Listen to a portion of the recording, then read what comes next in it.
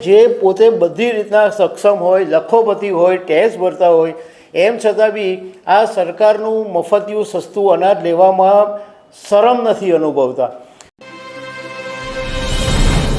કેન્દ્ર સરકાર, રાજ્ય સરકાર જે લોકો ગરીબ હોય એમને સસ્તું અનાજ આપે અને સસ્તા અનાજની દુકાનમાંથી એમને અનાજ મળતું રહે, પરંતુ કેટલાક એવા ખરાબ માનસિકતાવાળા લોકો બી હોય છે કે જે પોતે બધી રીતના સક્ષમ હોય, લખોપતિ હોય, ટેક્સ ભરતા હોય, એમ છતાં બી આ સરકારનું મફતિયું સસ્તું અનાજ લેવામાં શરમ નથી અનુભવતા।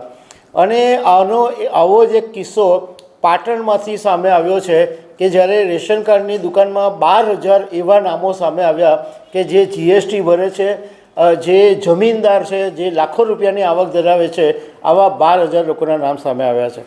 તો આના વિશે હું તમારી સાથે વાત કરીશ। મારું નામ રાજેશ શાહ છે અને તમે જોઈ રહ્યા છો ગુજરાતના સૌથી મોટા ડિજિટલ ન્યૂઝ પ્લેટફોર્મ ખબરછે.com।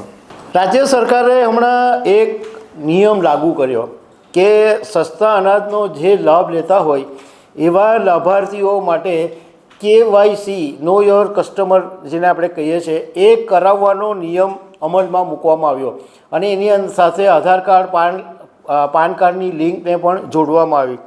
તો જ્યારે આ કેવાયસીની પ્રોસેસ થઈ ત્યારે પાટણના હારીજ તાલુકાની અંદર 12,000 એવા નામ સામે આવ્યા કે જેમાં કેટલાક જમીનદાર છે, એમાં લખપતિ છે, કેટલાક જીએસટી ભરવાવાળા છે।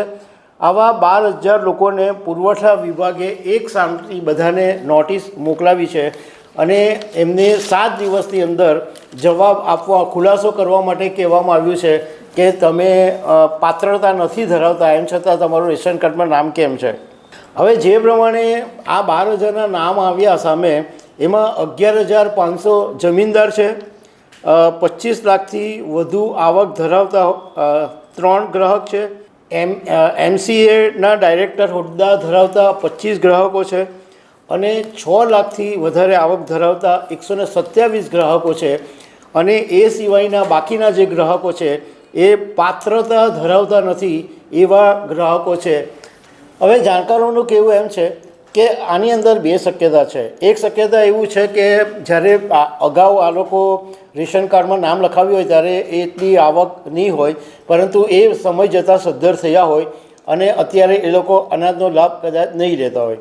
બીજી શક્યતા એ છે કે આવા બધાના નામ છે એ લોકો અનાજ નહીં લેતા હોય પણ જે રેશન કાર્ડની દુકાન ચલાવે છે એ આવા અનાજને બારોબાર સગે વગે કરીને વેચી દેતો હોય એવું પણ પોસિબલ છે।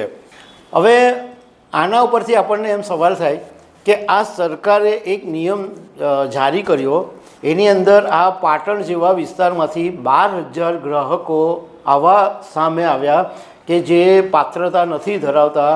તો એમ વિચાર આવે કે આખા રાજ્યની અંદર તો આવા કેટલા હશે। બધી જગ્યાએ તપાસ થવી જોઈએ, કારણ કે તો જ ખબર પડશે કે આ તો જે સસ્તું અનાજ જે ખરેખર જેન્યુઅન લોકોને મળવું જોઈએ એની જગ્યાએ કોઈ બીજી જગ્યાએ ચવાઈ જતું હોય એવી બી શક્યતાઓ છે। હવે સસ્તા અનાજની દુકાનમાં 3 પ્રકારના રેશન કાર્ડ હોય છે। એક એપીએલ જે એબોવ પોવર્ટી લાઇન, એક બીપીએલ બિલો પોવર્ટી લાઇન અને એક સૌથી અતિ પછાત, અને એમને અનાજ છે, ખાંડ છે, એવી બધી વસ્તુ સરકાર એકદમ સસ્તા ભાવે આપે છે। તો દર્શક મિત્રો, આવી અનેક વાતો સાથે અમે તમને મળતા રહીશું। Thank you very much.